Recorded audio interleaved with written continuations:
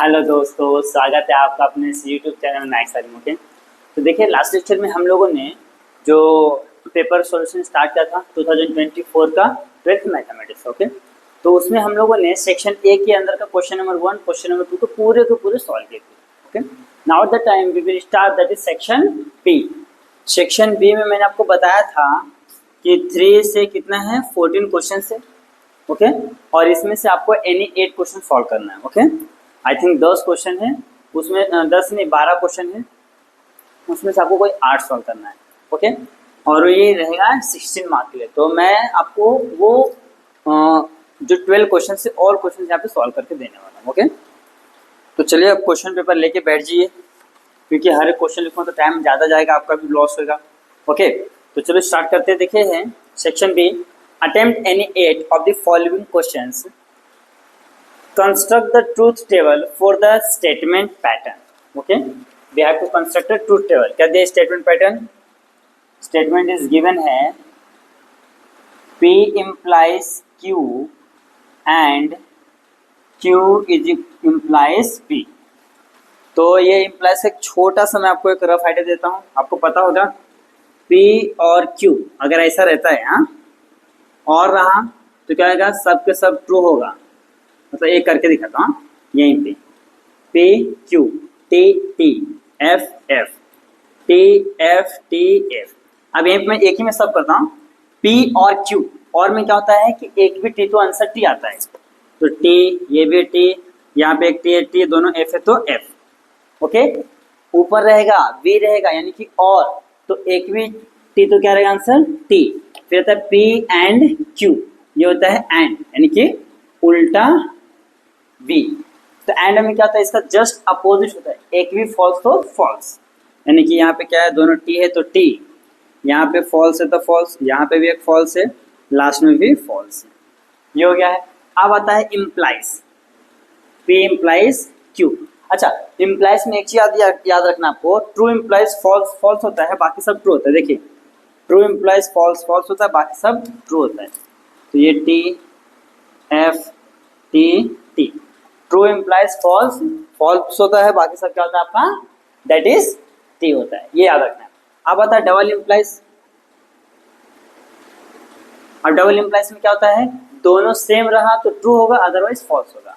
तो देखिए ये दोनों सेम है T, सबसे लास्ट में दोनों सेम है T, बीच में क्या आएगा फॉल्स। हाँ सेम इन द सेंस आपका चाहे तो दोनों F F हो चाहे तो दोनों T T हो ओके, दोनों सेम होने चाहिए। देखिए दोनों T T है तो आंसर T आ गया, दोनों F है तो आंसर F आ गया। अब एक लास्ट में बनता है नेगेशन, मैं लेता हूँ negation of P। Negation of P हमारा क्या, ये उल्टा, नेगेशन में क्या होता है उल्टा, प्लस का माइनस माइनस का प्लस, यानी T T था तो ये हो जाएगा F F T T। ये है आपका पूरा जो कंडीशन है ओके। ये पूरे कंडीशंस आपको आना चाहिए, मैंने एक ही में सब कर दिया है। ये हो गया और में क्या होता है एक भी ट्रू तो ट्रू, एंड में क्या होता है एक ही फॉल्स तो फॉल्स, इम्प्लाइज इम्प्लाइज में क्या होता है ट्रू इम्प्लाइज फॉल्स फॉल्स होता है, बाकी अदर सभी के सभी ट्रू होते हैं। डबल इम्प्लाइज में क्या होता है दोनों जो सेम रहता है वो ट्रू आएंगे, बाकी अदर्स फॉल्स हो जाएंगे। नेगेशन में क्या होता है उल्टा कर दो, अगर जो T है तो F हो जाएगा, F है तो T हो जाएगा ओके।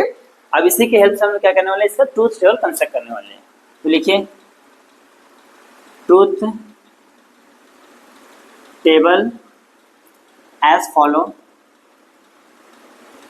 ओके। तो यहाँ पे हम लोग एक एक करके ले लेंगे P Q, फिर हमारा क्या देखिए P इम्प्लाइज Q है, P इम्प्लाइज Q, एक एक कंडीशन को अलग निकालना है। देखिए P इम्प्लाइज Q है, Q के साथ क्या है एंड है, तो P इम्प्लाइज Q एंड हो जाएगा Q। अब ये पूरा टोटल वाला पार्ट क्या है, P के साथ क्या है इम्प्लाइज है, तो P implies Q and Q, ये है इम्प्लाइज P के साथ ओके। अच्छा तो आपको एक चीज पता होगा कि हमने सिर्फ P और Q लिया, तो P और Q क्या होता है, तो 2 बार T 2 बार F, 2 times T 2 times F, 1 times T 1 time F। यहाँ पे लिखते हैं T T F F T F T F। पहले मैं इसका टेबल ड्रॉ कर लेता हूँ, फिर हम लोग क्या करते हैं वैल्यू सब्स्टिट्यूट करेंगे, क्योंकि मेन क्या है टेबल ड्रॉ करना है, टेबल के बाद आपका काम बहुत ही आसान हो जाता है। ये इस तरीके से हाँ पहले हम लोग टेबल ड्रॉ कर लेंगे, फिर हमारा काम क्या हो जाएगा इजी। 1 2 3 एंड 4 ये हो गया। अब चलो स्टार्ट करते हैं। देखिए पहला क्या है P plus Q. P plus Q में क्या होता है, देखिए ट्रू इम्प्लाइज फॉल्स, फॉल्स होता है बाकी सब ट्रू। तो सेम यही वाला यहाँ पे कॉपी कर देते हैं ना, T F T T, because true implies false, false होता है बाकी सब क्या हो गया ट्रू। अब देखिए जो ये वाला टर्म है ना, ये वाला क्यू के साथ एंड है। एंड में क्या होता है ध्यान से देखिए, एक भी एफ रहा तो आंसर एफ आता है, ध्यान से देख लीजिए। एंड में एक भी एफ रहा तो आंसर एफ आता है। तो यहाँ पे देखते हैं इन दोनों में, दोनों टी है तो टी, दोनों एफ है तो एफ, यहाँ पे दोनों टी है तो टी, यहाँ पे एक एफ है तो एफ, एक भी एफ तो एफ। अब ये जो वैल्यू है ना इसको देखना है किसके साथ, पी के साथ। तो ये वाला आगे रहेगा, ये बाद में रहेगा। तो T implies T T, F implies T T, T implies F F, F implies F T. मैंने आपको बताया था, यहाँ पे देख लीजिए मैंने मार्क करके रखा, टी इम्प्लाइज एफ एफ होता है, बाकी सब टी होता है। ओके ये यहाँ पे मैंने कर देखा, यहाँ पे नहीं, ये यहाँ पे होगा, ये देख लीजिए। ट्रू इम्प्लाइज फॉल्स, फॉल्स होता है बाकी सब ट्रू। देखिए ये पहले है ना, तो पहले ये लेंगे, बाद में ये वाला लेंगे पी वाला।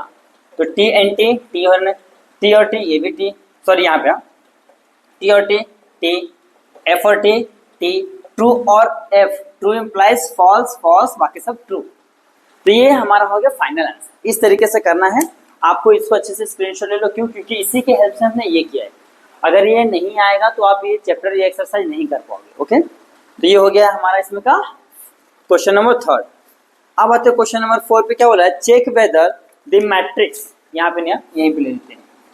चेक वेदर द मैट्रिक्स क्या बोला है, वर्टिबल और इनवर्टिबल। ओके तो मैट्रिक्स हम लोग ले लेते हैं, let A is equal to matrix ले लेते हैं cos theta sine theta minus sine theta cos theta. Okay ये चेक करना है कि इनवर्टिबल है या नहीं। ओके चलो स्टार्ट करते हैं। सबसे पहले क्या करें, इसको हम लोग मॉड में ले लेंगे, cos theta sine theta. Okay फिर यहाँ पर जाएगा माइनस साइन थीटा, यहाँ पर जाएगा कॉस थीटा। हमने इसको क्या कर लिया है, मॉड में कन्वर्ट कर लिया। ओके अब क्या करें, इसको सिंपली मैं इसको रफ करता हूँ। आई होप कि आपने इसका अच्छे से स्क्रीनशॉट ले लिया है। ये हो गया। अब क्या करना है, आपको पता है डिटरमिनेंट सॉल्व करना, तो इसका मल्टीप्लाई इसके साथ करना, cos into cos, cos square minus sine into sine, sine का स्क्वायर है, माइनस माइनस क्या हो जाएगा प्लस, साइन स्क्वायर थीटा। तो cos square theta plus sine square theta क्या होता है, 1 होता है। तो मॉड ऑफ ए, हाँ मॉड ऑफ ए क्या है, यहाँ पर ध्यान से देखें, नॉट इक्वल टू 0 है ना, mod of A equal to 1 है, तो हम इसको अदर वर्ड में ऐसे लिखेंगे, mod of A which is not equal to 0। तो यहाँ पे लिख दीजिए sine square theta plus cos square theta is equal to 1। Okay देखिए ये हो गया ना। अब इसको बताना पड़ेगा A is a non singular matrix. Okay therefore A is invertible matrix. इस तरीके से सॉल्व करना है। अच्छा यहाँ पे आपको ऐसा भी पूछ सकता है कि tell me the given matrix is a invertible और नॉट। ओके ये तो हो गया। फिर दूसरा इट इज अ सिंगुलर और इट इज नॉट सिंगुलर। अगर इसको सॉल्व करने पर इसका वैल्यू 0 आता है तो it is a singular matrix, 0 नहीं आता it is a non singular. Okay अगर ये नॉन सिंगुलर है तो ये इनवर्टिबल रहेगा, और अगर जो सिंगुलर रहेगा तो ये not vertebral, not invertible. That means इसको हम वर्टिबल भी लिख सकते हैं। ओके तो यहाँ पे आपको क्वेश्चन नंबर 3 सॉल्व हो गया है। थर्ड दैट मीन्स 3 4, ये आपका क्वेश्चन क्या है 4 है। अब आते हैं क्वेश्चन 5 देखते हैं। अगर इतना में हो गया तो ठीक है। क्वेश्चन 5 क्या बोला है, नहीं इतना में नहीं होगा, हमको थोड़ा ज़्यादा स्पेस चाहिएगा। तो क्वेश्चन नंबर 4, हाँ देखिए क्वेश्चन नंबर 3 हमको क्या करना था कि एक ट्रूथ टेबल कंस्ट्रक्ट करना था, हमने इसको इस तरीके से कर दिया है।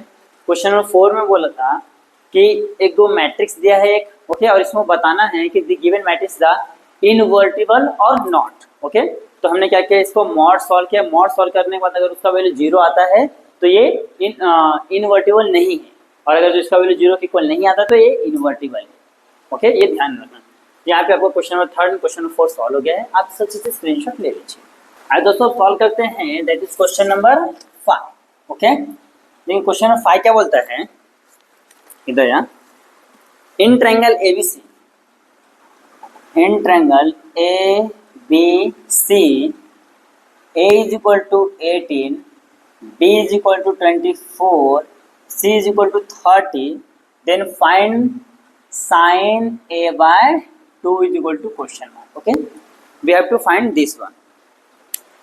तो चलो स्टार्ट करते हैं। सबसे पहला काम यहाँ पे, अच्छा इसका फॉर्मूला पहले मैं लिखता हूँ। हाँ, यहाँ पे लिखता हूँ मैं sin A by 2। ये क्या है, ये एप्लीकेशन है किसका, साइन कोसाइन का, जो हमने थ्योरम देखा ना उसका ये एप्लीकेशन है। और इसको एक अदर वर्ड में हाफ एंगल फॉर्मूले बोलते हैं। ओके, तो यहाँ पे एक फॉर्मूला है रूट ऑफ, देखिए यहाँ पे क्या है, ए है ना, तो को छोड़ दो, s minus b s minus c upon में इन दोनों का नीचे मल्टीप्लाई बी सी। इस तरीके से आपका ये फॉर्मूला है। तो इसके लिए हमको क्या चाहिए, एस चाहिए ना। देखो ए बी सी का तो वैल्यू गिवन है, एस चाहिए। तो एस का एक फॉर्मूला है सेमी पेरीमीटर का, 2s is equal to a plus b plus c upon में 2। तो अच्छा नहीं, a plus b plus c ऐसा है, इधर क्या है इनटू, इधर क्या तो डिवीजन। तो s is equal to a plus b plus c upon में 2। तो a का वैल्यू कितना है, 18 प्लस 24 प्लस 30 अपॉन में 2। इसको ऐड करते हैं तो हो जाएगा 30 20 50 60 70 2 72, यानी कि 70, अच्छा बात 72 अपॉन में 2। तो ये कितना जाएगा 36। ओके, क्वेश्चन पहले एक बार देख लेता हूँ, कुछ मिस्टेक तो नहीं लिखा हूँ। 18 24 30, 18 24 30। ओके, 30 50 50 10 60 70 अच्छा 72, सही है, 36 दूना 72। तो 36 आ गया इसका वैल्यू। ओके, तो मैं यहाँ पे लिखता s is equal to 36। Okay, तो हम लोग क्या करते हैं, मस्त बॉक्स दे देते हैं।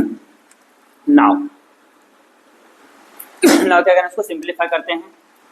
यहाँ पे वैल्यू सब्स्टिट्यूट करते हैं, रूट ऑफ एस, एस का वैल्यू कितना है 36 माइनस बी, बी का वैल्यू कितना है 24, फिर 36 माइनस सी, सी का वैल्यू कितना है 30 अपॉन में b इंटू सी 24 इंटू 30। तो 30 में से 24 गया, 36 में 24 गया तो कितना आएगा, 12 दूना 24 12 36, 12 हो गया इंटू 36 में से 10 गया तो कितना हो जाएगा 16, सॉरी 30 गया ना तो 6 आएगा। 36 में से 30 गया तो 6 आएगा। यहाँ पे 24 इंटू 30। ओके, 6 5 जा 30, 12 1 जा, एंड यहाँ पे क्या हो जाएगा 12 2 जा 24, 12 2 जा कितना हो गया 24।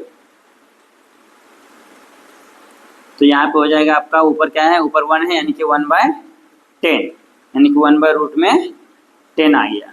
ओके, तो ये हो जाएगा आपका साइन a बाय 2 का value. Okay, sine a by 2 का वैल्यू क्या आ गया है 1 बाय रूट में 10। चलिए तो मैं यहाँ पे लिख दे रहा हूँ, अगर यहाँ पे विजिबल नहीं है तो therefore sine a by 2 is equal to 1 by root में 10। क्यों, क्योंकि देखिए ये 1 के अपॉन में 10 है। ओके, तो 1 किसी का स्क्वायर है, 1 तो किसी मतलब 1 का स्क्वायर तो 1 ही होता है, बट 10 किसी का स्क्वायर नहीं, तो हमने इसको एज इट इज लिख लिया। अच्छा, इसी में एक और तरीके से क्वेश्चन पूछ सकते हैं, ये तो साइन हो गया ना, तो यहाँ पे साइन b बाय सी पूछ सकते हैं, साइन b बाय 2 हो गया, और यहाँ पे c बाय 2। तो इसके लिए फॉर्मूला एकदम सेम रहेगा, ध्यान से देखिए।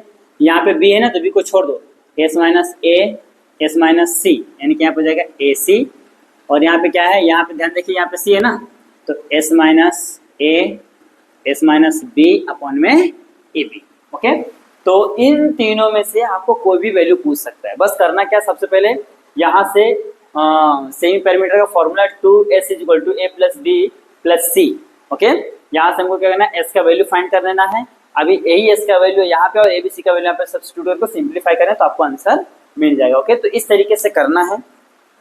यहाँ पे आपका क्या हो गया, क्वेश्चन नंबर जो 5 है सॉल्व हो गया। ओके, तो आप इसका अच्छे से स्क्रीनशॉट ले लीजिए। आइए दोस्तों सॉल्व करते हैं क्वेश्चन नंबर 6। देखिए क्या बोला है, find the k if the sum of the slope, हाँ, sum of the slope m1 plus m2 is equal to twice of the product of their slope, twice of product यानी कि m1 into m2। ये हमको condition दिया है, उसके लिए क्या बोला है, रिप्रेजेंट है पेयर ऑफ स्ट्रेट लाइन, क्या दिया है एक्स स्क्वायर माइनस, तो गिवन लाइन लिखा, हाँ given equation of a line, equation of line is x square plus kxy minus 3y square is equal to 0। Okay, ये गिवन लाइन हो गया। अब क्या करना है, ध्यान से किए, सबसे पहला काम k का वैल्यू फाइंड करना है। ओके, तो यहाँ से हमको क्या करना पड़ेगा, दोनों का स्लोप का वैल्यू फाइंड करना पड़ेगा। अच्छा, स्लोप का वैल्यू फाइंड करने से पहले हमें क्या करना पड़ेगा, स्लोप में कुछ फॉर्मूलेस आते हैं। ओके, तो देखिए ये स्लोप का क्या होता है, m प्लस n का होता है माइनस 2h अपॉन में b। ओके, इसका होता है a अपॉन में b, ये फॉर्मूले। तो हमें कहीं ना कहीं से पहले 2h और a और b का वैल्यू फाइंड करना पड़ेगा। तो इसके लिए हमको क्या करना पड़ेगा, मानो जनरल फॉर्म से इसको कंपेयर करना पड़ेगा। तो ये जनरल फॉर्म क्या है, अगर आपको ध्यान में आता है तो पेयर ऑफ स्ट्रेट लाइन में आपने सीखा रहेगा combine equation of a line. Okay, तो मैं लिखता हूं यहाँ पे therefore comparing the given equation x square plus k x y minus 3y square is equal to 0 with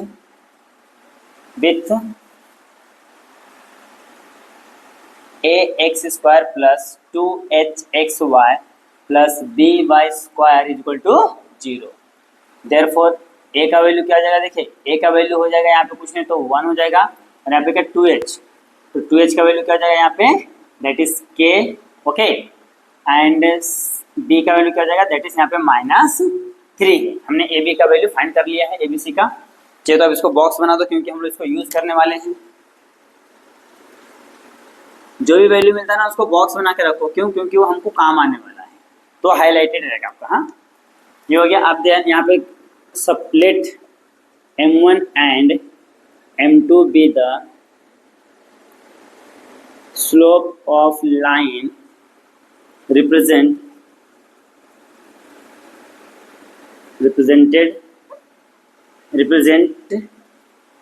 क्या है, रिप्रेजेंट हमारा line x square plus k x y minus 3y square equal to 0, इसको represent कर रहा है। Okay, तो सम of slope क्या हो जाएगा, m1 plus m2 is equal to, formula मैंने क्या लेके रखा, माइनस 2h अपॉन में b।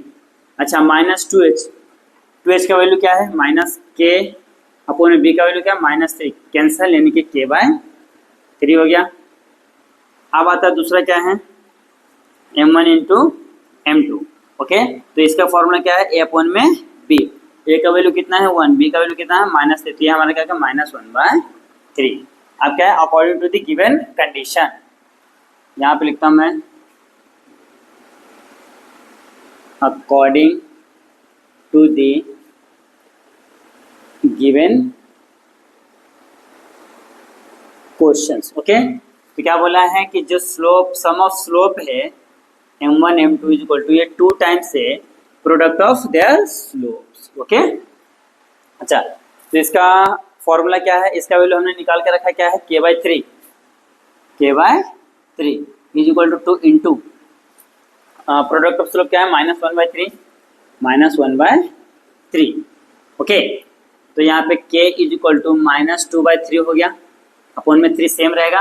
अच्छा, ये इधर क्या है, डिवीजन इधर जाएगा तो इंटू हो जाएगा, तो k is equal to -2/3 into 3 cancel, तो k का वैल्यू क्या आ गया, -2। ये क्या हमारा फाइनल आंसर, यहाँ पे इस तरीके से देयरफॉर देते आने का है। ओके, ये हो गया हमारा फाइनल आंसर। बस इसके लिए एक फॉर्मूला चाहिए था जो हमने अभी देखा है। देखिए कितना सिंपल है, बस इस तरीके से करना है। जब भी इस टाइप के क्वेश्चंस आएंगे तो सबसे पहला काम आपका क्या रहेगा कि जो इक्वेशन दिया है उसको क्या करना है, जिसका जनरल फॉर्म है, जनरल इक्वेशन है, उससे क्या करना है, उसको कंपेयर करके एबीसी का जो वैल्यू निकाल लेना है। देन स्लोप को हमने क्या क्या सपोज कर लिया है, okay, m1 m2 with the slope of the line represented जो गिवन रहेगा वो हो गया है। देन क्या करना है, वहां से सम निकाल लिया, sum of slope, product of slope निकाल लिया है, फिर कंडीशन जो भी दिया रहेगा वहां पे सब्स्टिट्यूट करके सिंप्लीफाई करेंगे तो आंसर मिल जाएगा। ओके, तो इस तरीके से करना है। यहाँ पे आपको क्वेश्चन नंबर 6 सॉल्व हो गया है, आप इसका अच्छे से स्क्रीनशॉट ले लीजिए। आइए दोस्तों अब सॉल्व करते हैं, दैट इज क्वेश्चन नंबर 7। देखिए क्वेश्चन नंबर 7 क्या बोला है, if a bar b bar c bar are the position vector of the points a b c respectively and phi m minus 3b minus 2c is equal to 0। तो मैं ये पहले equation लिख लेता हूँ, phi a bar minus 3b bar minus 2c bar is equal to 0 bar। Then find the ratio in which the point c divides BA segment BA। Okay, अब हमको check करना है कि भैया BA जो है, ओके, उसको C किस सेगमेंट में डिवाइड करता है। तो C को मैं एक साइड ले लूंगा, ओके, उसको उधर ले लूंगा तो जाएगा phi a bar minus 3b bar is equal to 2ca, इधर माइनस रहेगा तो प्लस होगा। ओके, अब इधर लिख लेते हैं उसको 2c bar is equal to phi a bar minus 3b बार।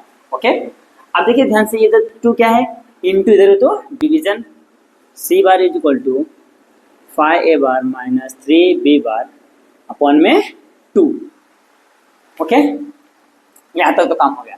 अब क्या करना है, इसको ना इस 2 को इसके फॉर्म में लाना है। तो कैसे लाएंगे, ध्यान देखिए, phi a bar minus 3b bar. Okay, अच्छा 5 में से 3 को माइनस करता हूँ तो कितना आता है हमारा आंसर, दैट इज 2। तो मैं इस 2 को ऐसे लिख सकता हूँ, 5 माइनस 3, 5 माइनस 3 क्या आता है, 2 आता है ना, दिख रहा है आपको। बस यही काम करना है, ये दोनों क्या आ गया, अगर सेम आ गया आपका आंसर आ गया। देखिए देयरफॉर पॉइंट C, तो C divides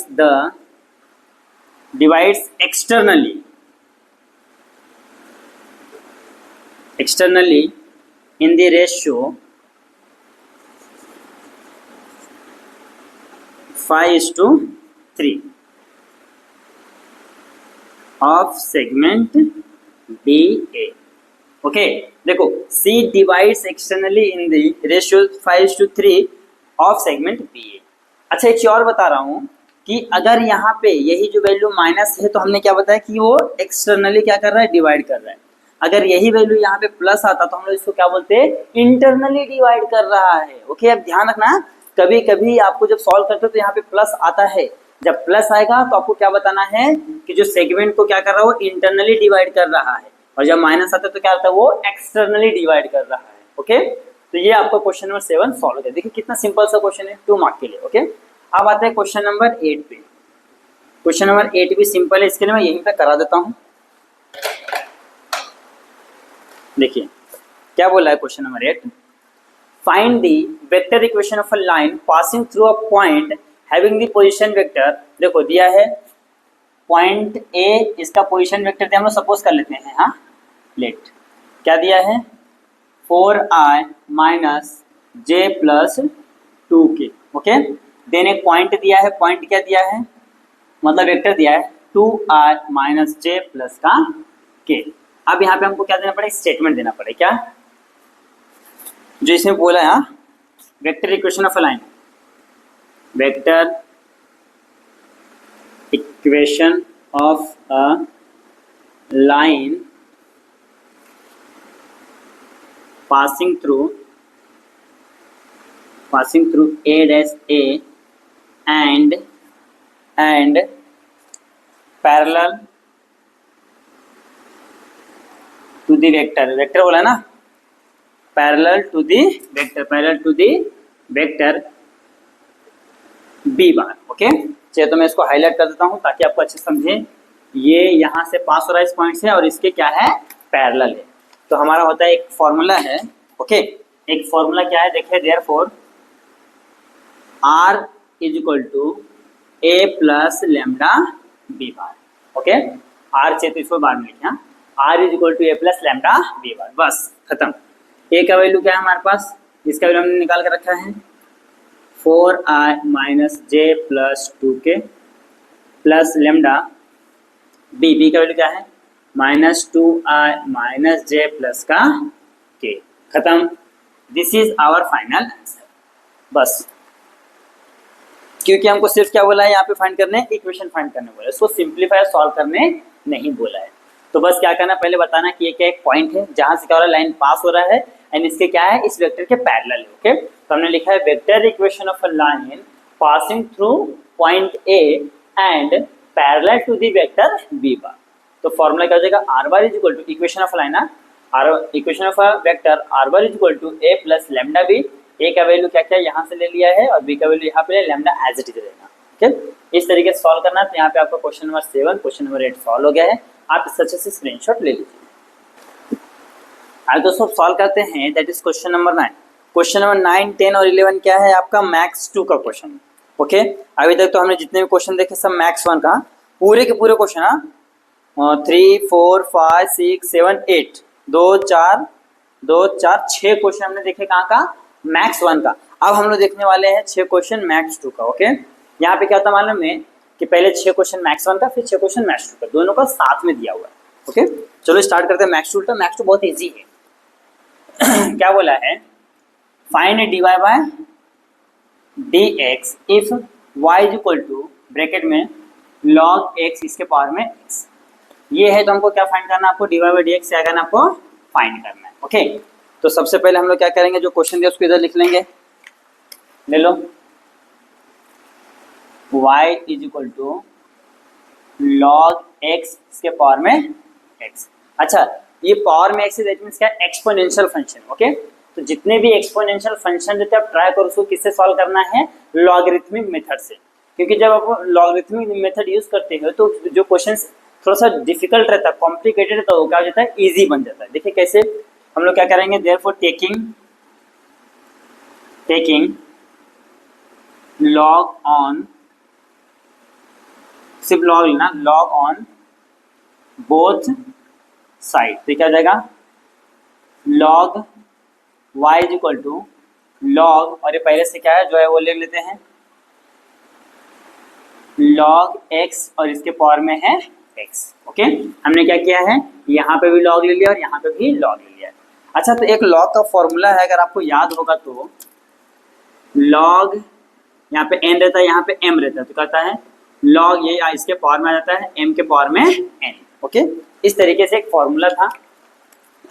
तो जब यहाँ से यहाँ जाता है तो यहाँ से यहाँ रिवर्स भी हो सकता है, ये तो सेम रहने वाला है। log y is equal to ये x क्या हो जाएगा, आगे आ जाएगा, that means x into log bracket में log x। ओके, ये हो गया। अब इससे ज़्यादा कुछ सिंपल होगा नहीं, तो हमको क्या करना पड़ा, अब यहाँ से इसको डेरिवेट करना पड़ा। उससे पहले ध्यान देखिए, ये हो गया आपका एक पार्ट, ये हो गया आपका दूसरा पार्ट। ओके, ध्यान से, इंटू है ना, तो यहाँ पे हम लोग क्या यूज़ करेंगे, इंटू रूट। तो लिखेंगे therefore differentiate with respect to x। Okay, तो हो जाएगा डी अपॉन में d x log y is equal to d upon में d x x into log x। Okay, ये हो गया हमारा। अब इसको क्या करना है, हमको सिंप्लीफाई करना है। तो यहाँ पे मैं log से क्या होता है, डेरिवेटिव 1 अपॉन में x होता है। ओके, इनटू यहाँ पे ध्यान से दिख रहा है, यहाँ पे क्या y के फॉर्म में, और हमने डिफरेंशिएट किया विद रिस्पेक्ट टू x, तो y का यहाँ पे y is as a function है, क्या है, y एज अ फंक्शन। तो इसको हम लोग क्या करेंगे, अगेन डिफरेंशिएट करेंगे, dy by dx is equal to, यहाँ पे ध्यान दिख रहा है u इंटू b, ये क्या हमारा u इंटू v रूल है, u इंटू v। तो यहाँ पे क्या होता है, u इंटू v रूल। ये तो मैं यहाँ पे लिख देता हूँ आपको समझने के लिए, ब्लू वाले से लिखता हूँ। हाँ, u इंटू वी रूल क्या होता है, डी अपॉन में डी एक्स। ओके, तो u को कॉमन लिया, डी अपॉन में डी एक्स, v को डेरिवेट किया, प्लस v को कॉमन लिया, डी अपॉन में डी एक्स, u को डेरिवेट किया। ये है आपका u into v rule. Okay, तो यहाँ पे भी सेम काम करना है, u को कॉमन लेंगे, डी अपॉन में डी एक्स, v को डेरिवेट करेंगे, that means log x, plus अब फिर इसको कॉमन लेंगे, लॉग एक्स को कॉमन लिया, तो d अपॉन में डी एक्स किसको हम लोग डेरिवेट करेंगे, दैट इज x को। ये हो गया। ओके, अब इसको सिंप्लीफाई करते हैं बस। अच्छा, ये तो सेम रहने वाला है, 1/y into dy by d x is equal to, ध्यान से देखिए ये x तो एज इट इज रहेगा, x इंटू लॉग एक्स का डेरिवेटिव क्या था 1/x, ये तो लॉग सेम रहेगा इंटू 1 में क्या हो जाएगा लॉग x हो जाएगा, 1 में log x। ओके, अब ध्यान देखिए log x से अगेन एक फंक्शन यहाँ पे क्या हो जाएगा, इसको वापस से डेरिवेट करता हूँ तो क्या हो जाएगा 1 में x। ओके, क्यों, क्योंकि एक फंक्शन रहता ना जिसको मैंने याद करो हमने उसमें एक नाम देता है अनियन फंक्शन। ओके, एक के अंदर एक लेयर रहता है तो हम हर एक लेयर को क्या करना पड़ता है, डिफरेंशिएट करना पड़ता है। ओके, तो पहले मैंने इस फंक्शन को डिफरेंशिएट किया तो 1 में x हो गया। ओके, फिर मैंने क्या किया, इसको अगेन डिफरेंशिएट किया तो 1 में x हो जाता है, ये हो गया है। ओके, फिर जो कॉमन है कॉमन ले लेते हैं, plus log into log x into x का वैल्यू क्या आता है 1 होता है। अच्छा, ये x और x क्या आ जाएंगे, कैंसिल हो जाएंगे, तो यहाँ पे क्या आ रहा है log में log x plus log x। Okay, यहाँ पे क्या आ रहा है हमारा dy by d x into 1 में y, तो y इधर क्या है इंटू, डिवीजन इधर है तो इंटू हो जाएगा, dy by d x is equal to y bracket में में log x plus log x, कुछ इस तरीके से। ओके, अच्छा यहाँ पे ध्यान से देखिए क्या है log x है ना, तो log ये हो जाएगा, log का क्या था 1 में x। अच्छा, ये log नहीं आएगा, हाँ ये log नहीं आएगा, मैंने गलती से लिख दिया है, क्योंकि देखिए log x का डेरिवेटिव क्या होता है आपको 1 में x होता है, तो ओके ये पूरा 1 के अपॉन में आ जाएगा। यहाँ पे आपका क्या आएगा मालूम है, ये 1 के अपॉन में सिर्फ log रहेगा, यहाँ पे सिर्फ और सिर्फ क्या रहेगा आपका 1 में log इंटू log से डिफरेंशिएट तो ये होगा। ओके, यहाँ पे सिर्फ तुम्हारा x रहेगा, तो ये अक्सर एक कैंसिल। हाँ, अब सही है, ध्यान देना, हाँ थोड़ा सा कभी कभी हो जाता है, लेकिन यहाँ पे इस तरीके से ही करना है।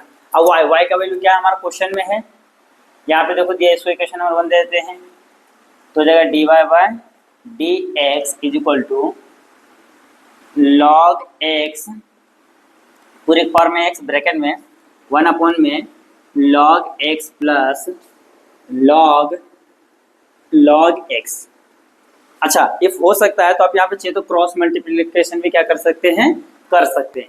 ओके, बट आपको चेक करना है कि आपके बुक में आंसर कैसा दिया है, अगर क्रॉस मल्टीप्लिकेशन करके आंसर आया तो ठीक है, अदरवाइज इसको यहीं पे छोड़ देंगे तो भी आपको फुल मार्क्स मिलने वाला है। ओके, तो इस तरीके से करना है। ये देखिए ये थोड़ा सा एक्सपोनेंशियल भी है और लॉगरिथमिक फंक्शन भी इससे, तो हमको लगता है कि हार्ड, बट हार्ड नहीं। देखिए हमने क्या किया, सबसे पहला जो भी फंक्शन दिया था हमने उसको क्या किया है, लिख लिया है, फिर हमने उसको क्या किया है यहाँ पे लॉग ले लिया दोनों साइड लॉग, फिर हमने क्या किया इसको लॉग का फॉर्मूला लगाया तो ये आगे आ जाएगा x इंटू log x, यहाँ पे लॉग है तो हमने इसको क्या किया डिफरेंशिएट किया है, डिफरेंशिएट किया तो यहाँ पे देखिए u into v root formula लगा, मैंने यहाँ पे फॉर्मूला लिख दिया है, फिर उसको हमने सिंप्लीफाई किया तो हमारा आंसर इस तरीके से आ गया। ओके, तो ये आपका क्वेश्चन सॉल्व हो गया, आप इस अच्छे से स्क्रीनशॉट ले लीजिए। आज दोस्तों सॉल्व करते हैं, दैट इज क्वेश्चन नंबर 10। देखो क्वेश्चन नंबर 10 क्या बोला है, evaluate integration of log x dx, हमको क्या करना है इसको इंटीग्रेट करना है।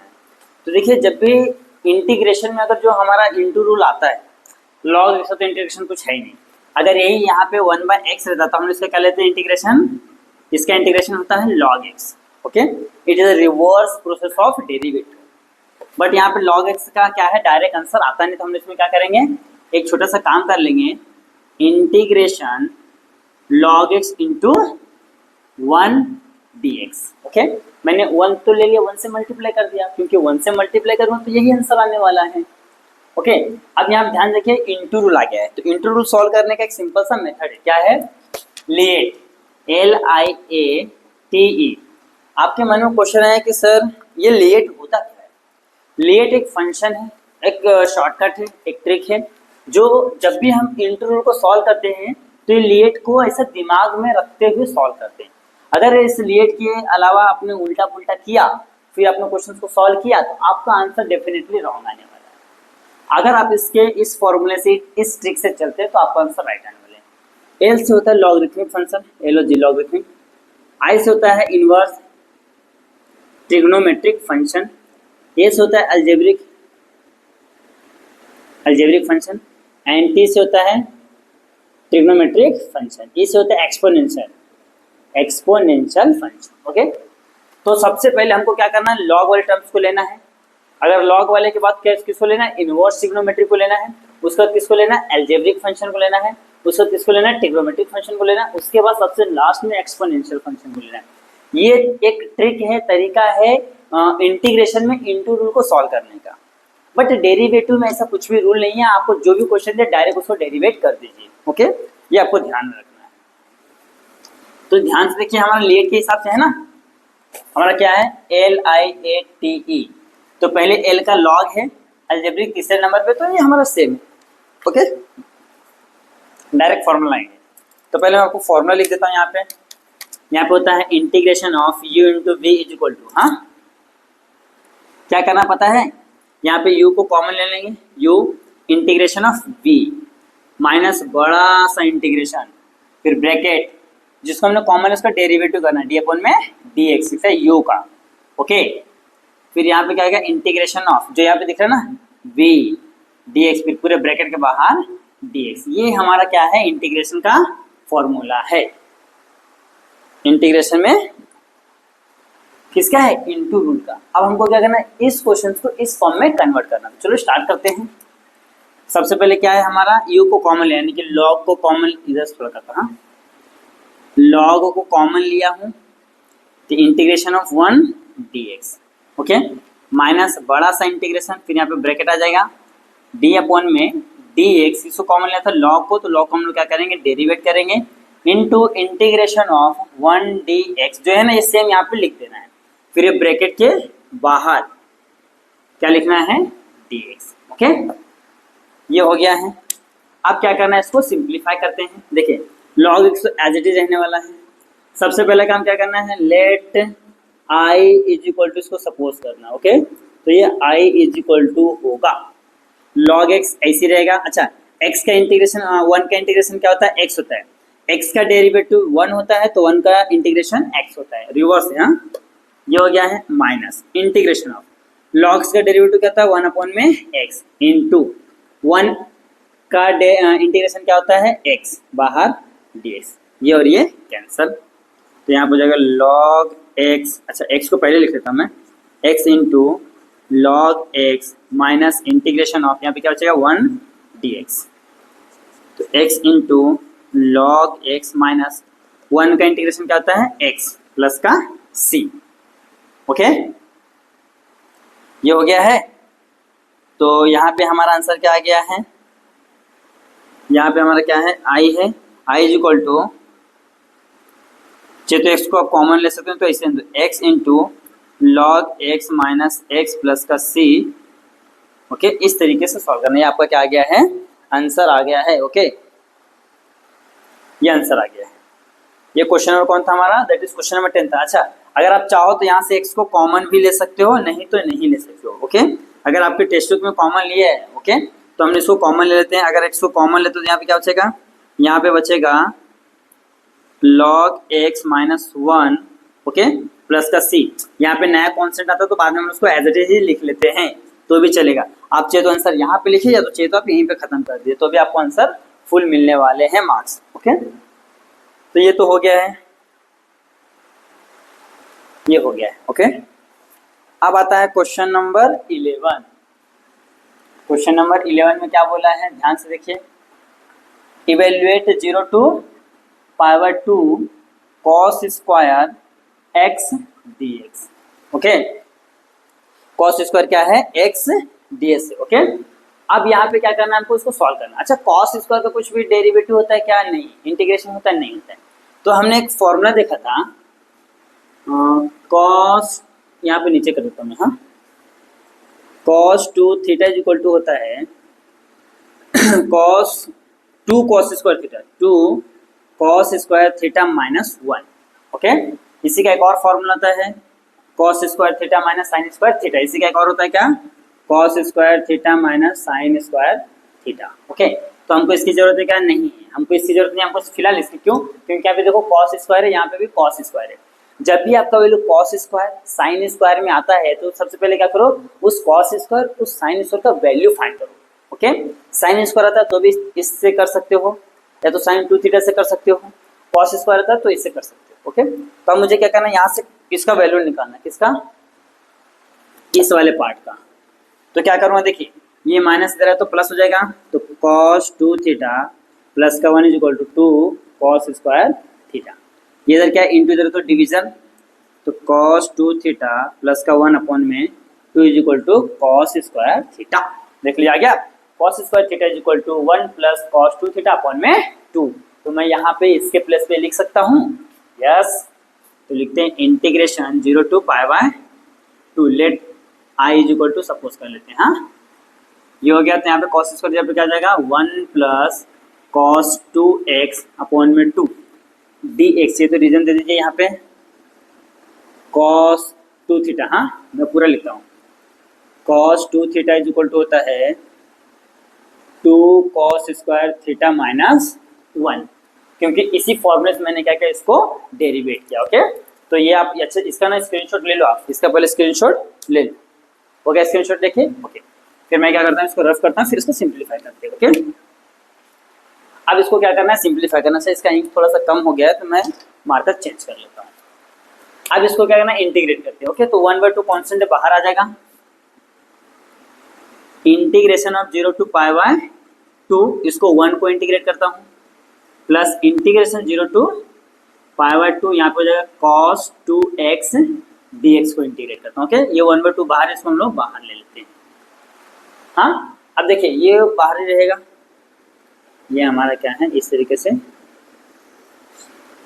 ब्रैकेट। अब इसको क्या करेंगे हम लोग, इंटीग्रेट करते हैं, x 1 का क्या आता है, x आता है, लिमिट क्या है 0 टू पाई बाय 2 प्लस, अच्छा cos 2 थीटा है, तो क्या हो जाएगा यहाँ पे cos 2 थीटा, तो cos से क्या होता है माइनस साइन, तो जाएगा माइनस, अच्छा साइन का माइनस, हाँ बराबर, माइनस साइन 2x अपॉन में 2। ओके, अब ये कैसे है मैं आपको बताता हूँ, 0 टू पाई बाय 2 ये लिमिट देना जरूरी है।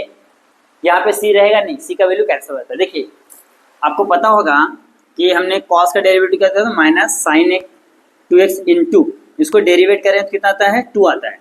तो जब हम लोग डेरिवेटिव में अगेन एंड अगेन डेरिवेटिव करते हैं तो वहाँ पे हम लोग क्या लिखते हैं, मल्टीप्लाई में लिखते हैं।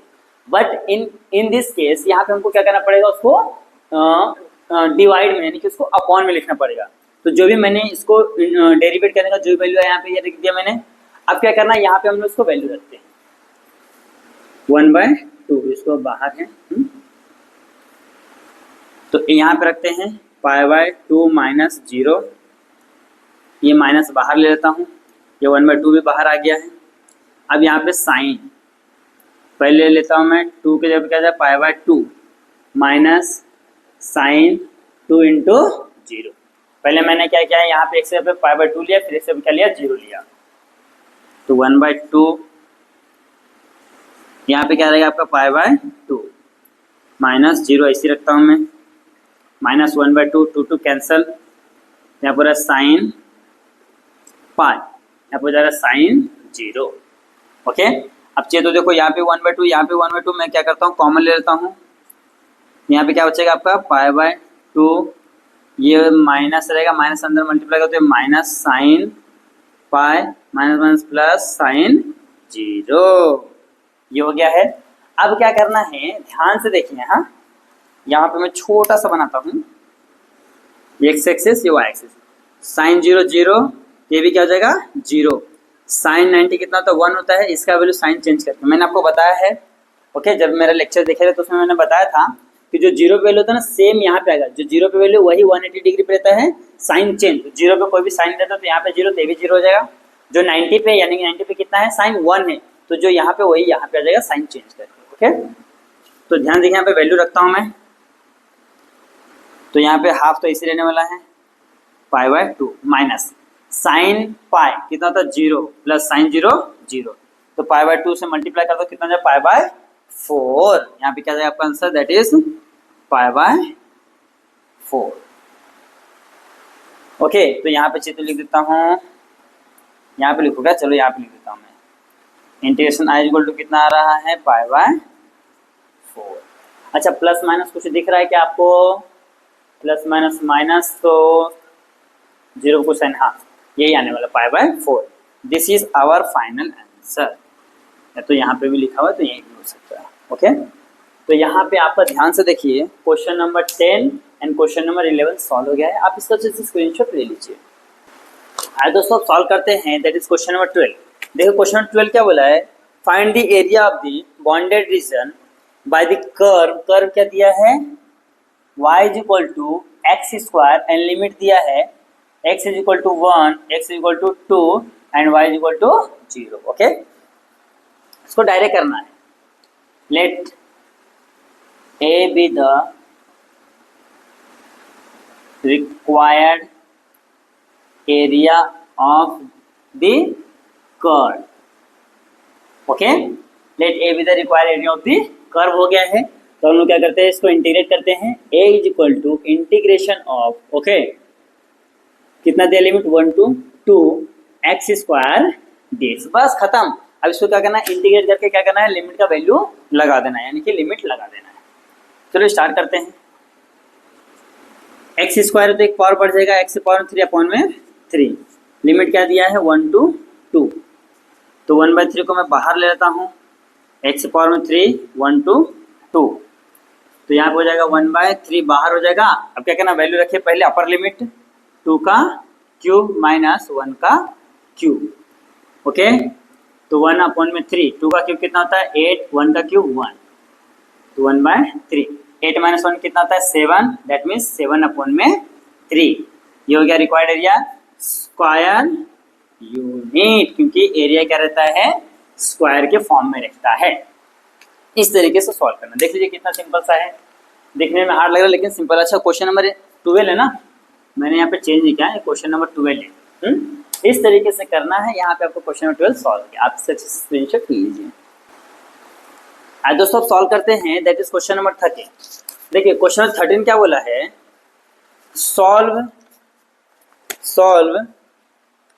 1 plus dy by dx is equal to cosec x plus y and put x plus y is equal to u।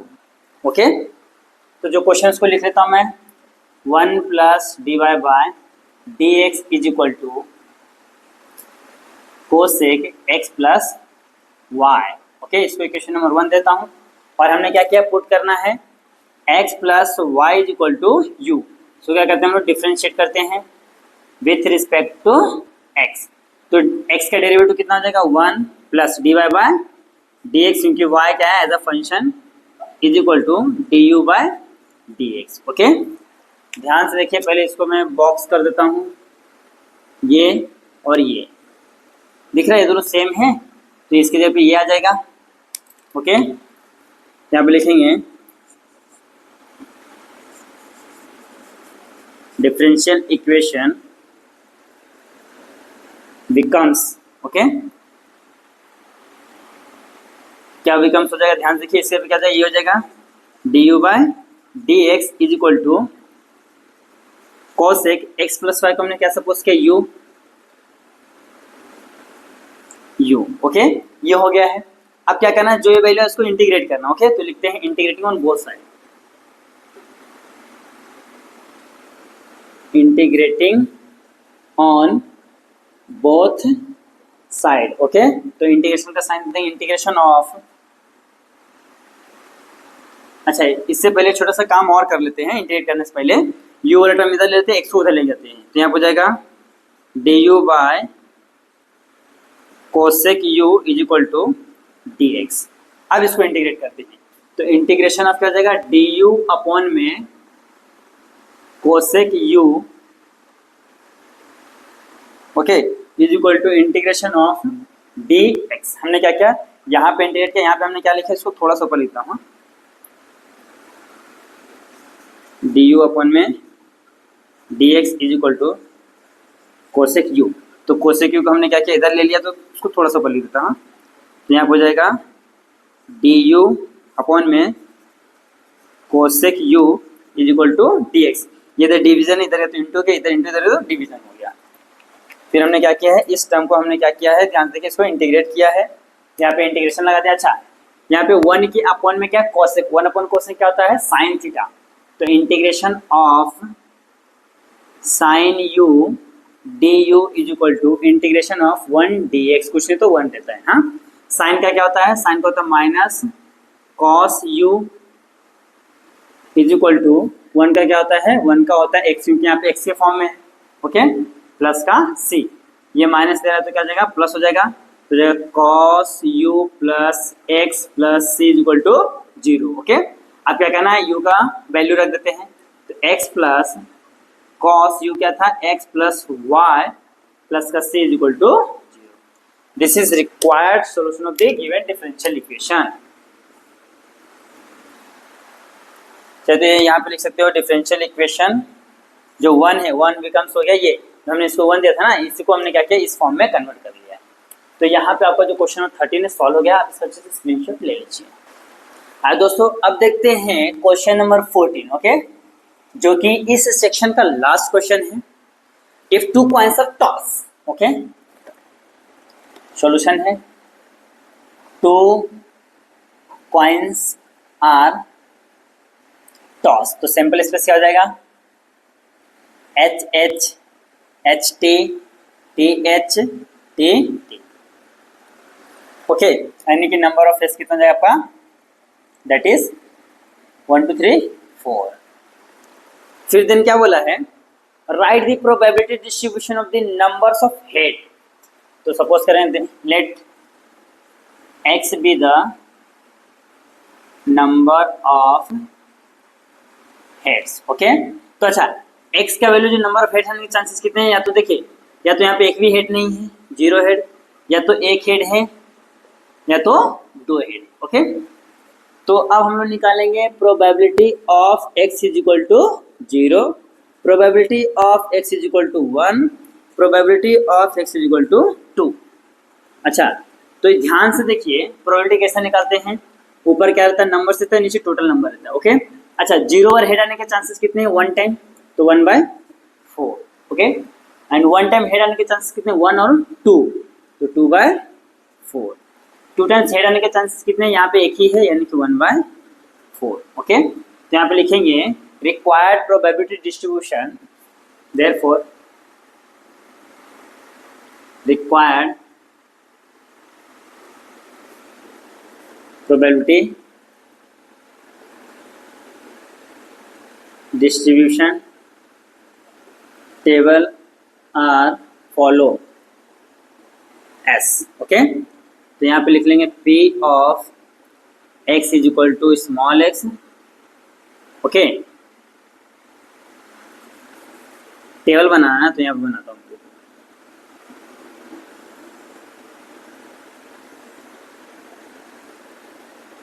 ये हो जाएगा, ओके। इस तरीके से करना है।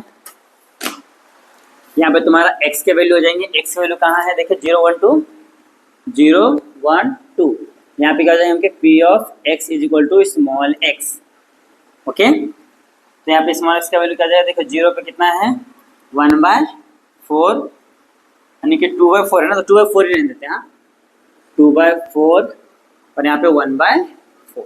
अच्छा मैंने उसको क्यों रखा मालूम 2/4, देखिए 2/4 से क्या होता है सबका जो डिनोमीटर क्या सेम है। अब इसको सॉल्व करते हैं, 4 4 4 सेम है तो उसको 1 टाइम लिख लिए, ऊपर 1 + 2 + 1 यानी कि 4/4, इसको सॉल्व करने में कितना आ रहा है 1 आ रहा है, यानी कि हमारा आंसर राइट है, ओके।